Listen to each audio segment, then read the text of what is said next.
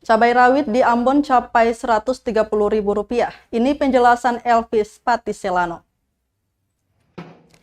Dinas Perindustrian dan Perdagangan Provinsi Maluku mengungkapkan alasan melonjaknya harga komoditi cabai rawit. Cabai rawit terus meningkat tajam hingga mencapai Rp130.000 per kilo 2 pekan jelang perayaan Hari Natal 2021. Menurut Kepala Disperindak Maluku, Elvis Patiselano, hal tersebut disebabkan karena sebagian besar pedagang lokal gagal panen. Akibat gagal panen di sejumlah sentra lokal seperti Buru, Kobisonta, dan Kairatu tersebut, akhirnya pasokan cabai ke pasar tradisional Ambon harus diambil dari sentra distributor Makassar. Pasalnya pengiriman cabai saat ini dilakukan menggunakan kargo pesawat yang mengakibatkan penggunaan ongkos lebih besar. Sedangkan pengiriman menggunakan kapal yang memakan waktu 2 hari membuat banyak cabai mengalami pembusukan.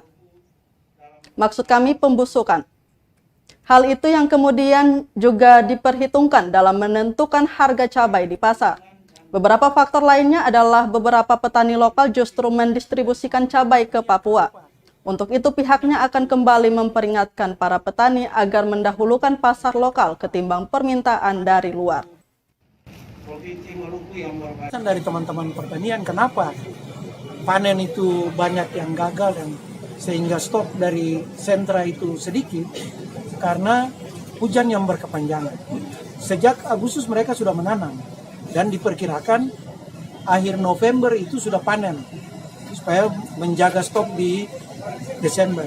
Ternyata itu tidak sesuai harapan. Hujan masih jalan sampai hari ini, bayangkan. Jadi banyak gagal panen. Sentranya di mana-mana? Di Buru, kemudian di Seram itu Kobisonta, kemudian di sini di Kairatu. Jadi masih dari Maluku, Pak ya? Masih dari Maluku. Kalau dalam kondisi begini sekarang kita sudah bawa dari Makassar, pakai pesawat lagi. Makanya harganya itu naik tinggi.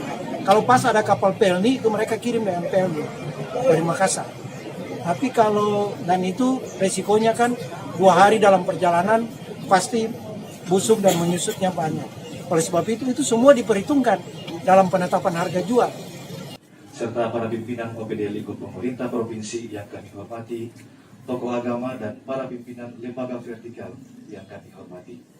Dengan senantiasa mempersembahkan puji dan syukur kehadiran Tuhan dan tahun baru. Terima kasih sudah nonton. Jangan lupa like, subscribe, dan share ya.